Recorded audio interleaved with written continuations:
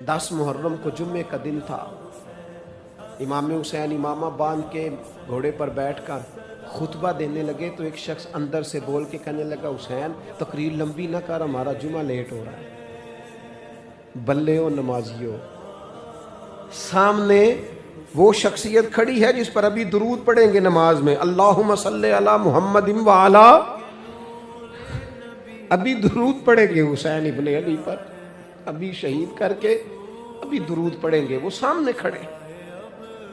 और इमाम हुसैन का एक जुमला तारीख ने यूं लिखा है कि शायद रेत के जर्रे भी तड़प गए। इमाम अली मकाम फरमाने लगे, मुझे गौर से देखो, तुम्हें पता है मैं कौन हूँ, तुम जानते हो मैं कौन हूँ? नबी पाक ने फरमाया था, ये हसन और हुसैन मेरे बेटे हैं, क्योंकि मेरी बेटी के बेटे।